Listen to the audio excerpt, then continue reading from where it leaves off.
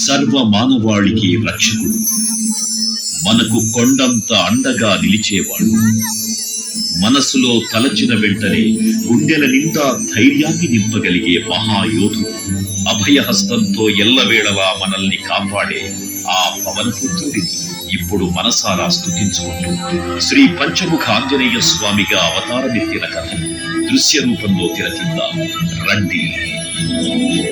శ్రీయాంజనేయం ప్రసన్నాంజనేయం ప్రభాదిత్యకాయం ప్రకీర్తిప్రదాయం భజే బాలగాత్రం భజేహం పవిత్రం భజే సూర్యమిత్రం భజే రుద్రరూపం భజే బ్రహ్మతేజం. అది రామాయణ మహాయుద్ధం భీకరంగా సాగుతోన్న తరుణం. శ్రీరామచంద్రుని సారథ్యంలో వానర సైన్యంతో విజృంభిస్తూ లక్ష్మణ స్వామి తనతో పోరాటం చేస్తున్న రావణుడి కుమారుడు ఇంద్రజిత్ తలని బాణంతో ఒక్క వేటుతో వేరు చేశాడు. ఇంద్రజిత్ మరణ వార్త విన్న రావణుడు ఆవేశంతో ఊగిపోయాడు. ప్రతీకారం కోసం పాతాళ లోకాధిపతి తన సోదరుడు అయినటువంటి మహిరావణుడి సహకారం కోరాడు. ప్రభాతంబు సాయంత్రమీ నామ సంకీర్తనలు చేసి నీ రూపు వర్ణించి నీ మీద నేదండేయ నీ మూర్తి గావించి నీ సుందరం పెంచి నీ రామరాముండనై రామభక్తుండనై నిన్నే గొల్చెదను. నీ కటాక్షంబునం చూచితే వేడుకలు చేసితే నా మురాలించితే నన్ను రక్షించితే. తంత్ర విద్యలో ఆరితేరిన మహిరావణుడి దాడి గురించి విభీషణుడి ద్వారా ముందుగా తెలుసుకున్న హనుమంతుల వారు తన ప్రభువుల విశ్రాంతి మందిరానికి కాపలా ఉండగా ఆ దుష్టుడు లోపలికి ప్రవేశించడానికి పలు ప్రయత్నాలు చేసి చివరికి మాయోపాయంతో విభీషణుడి రూపం ధరించి మందిరంలోకి ప్రవేశిస్తాడు. నిద్రిస్తున్న రామలక్ష్మణులను అపహరించి పాతాళ లోకానికి తీసుకెళ్తున్నాడు. అంజనాదేవి గర్భాన్మయా దేవని నెంచనేనంత వారన్ దయాశాలి వై చూచియుందాతవై చూచికరం నిలిచియున్ తొల్లి సుగ్రీవకు మంత్రి వై స్వామి కార్యార్థమై ఏగి శ్రీరామ సౌమిత్రులను చూచి వారిని విచారించి సర్వేసు పూజించి యమ్మాను సంబంధ గావించి వారిని సంపించి సచిల కుంకుపాదరికి వీక్షించి కిష్కింధకే తెంచి శ్రీరామ కార్యార్థమై లంకకే తెంచియున్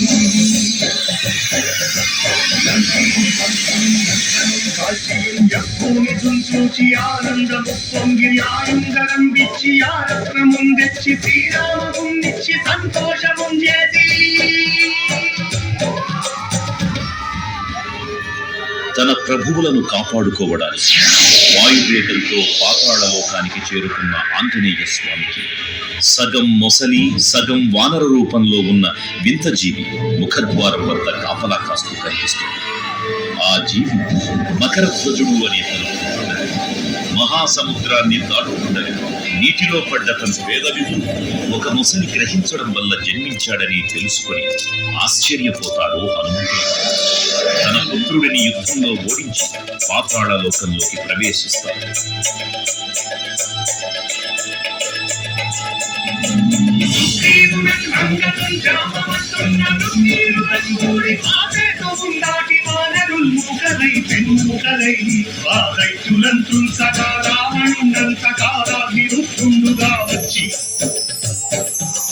బ్రహ్మాండమైనట్టి ఆ శక్తిని వైచి ఆ లక్ష్మణం మూర్తనుందింపగానప్పుడే నీవు సంజీవిని తెచ్చి సౌమిత్రికి నిచ్చి ప్రాణం రక్షింపగా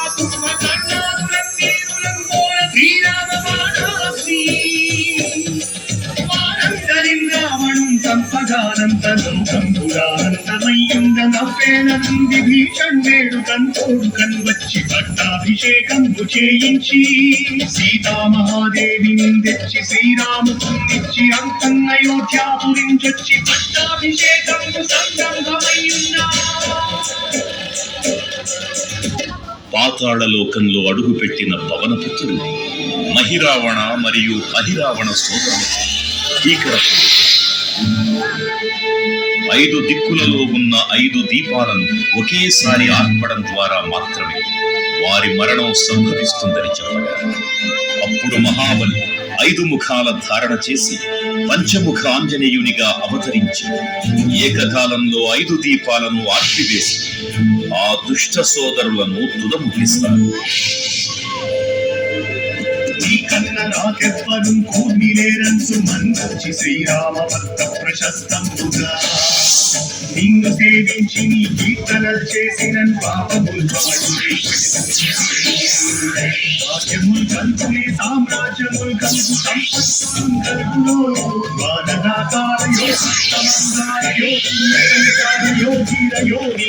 నీవే సమస్తం బ్రహ్మ మంత్రం వజ్రదేహం పురుం దాచి శ్రీరామయంచున్ మనసు జిహ్వయందుంది నీ దీర్ఘదేహము త్రైలోక్య సంచారివై రామనామాసితై కల్లోల ఆవీర హనుమంత ఓంకార శబ్దంబులన్ భూత ప్రేతంబులన్ పిశాచంబులన్ శాకిని జాతిని జాతులన్ కాలి దెయ్యంబులన్ నీరువారంబులన్ నేరంబులన్ నీ ముష్టిఘాతంబులన్ బాగులంబులన్ కోపకండంబులన్ కుంచికారాభిరుక్తుండవై నీవు బ్రహ్మై విద్యదేహంబులన్ చూచి దారోని నా ముక్కు నరసింహయంచు దయా దృష్టి వీక్షించి నన్నేలు నా స్వామి ఓ ఆంజనేయ నమస్తే సదా బ్రహ్మచారి నమస్తే నమో వాయుపుత్ర నమస్తే నమః. తూర్పు దిక్కున చూసే శ్రీ హనుమాన్ ముఖం సర్వ పాపాలను హరించేదిగా, దక్షిణ దిక్కున చూసే శ్రీ నరసింహుని ముఖం శత్రుభయాన్ని పోగొట్టి విజయం చేకూర్చేదిగా, పశ్చిమ దిక్కుని చూసే శ్రీ గరుడ ముఖం భూత ప్రేత తాంత్రిక భయాలను పోగొట్టేదిగా, ఉత్తర దిక్కు వైపు చూసే శ్రీ వరాహ ముఖం గ్రహదోషాలను హరింపజేసి అష్టైశ్వర్యాలను అందించేదిగా, ఆకాశం వైపు చూసే శ్రీ హయగ్రీవ ముఖం విజ్ఞానాన్ని, విజయాన్ని, ఉత్తమ జీవిత భాగస్వామిని అందించేదిగా పురాణాలు చెబుతున్నాయి. కావున భక్తుల అన్ని విధాలుగా మనలను ఆపుకుని శ్రీ ఆంజనేయ స్వామిని మనసారా స్మరించుకుని ధరించండి. శ్రీ శ్రీ శ్రీ మహావీర బజరంగ బలికి జై.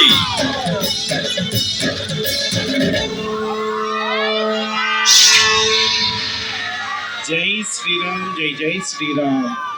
భక్తులకు ముఖ్య విజ్ఞప్తి,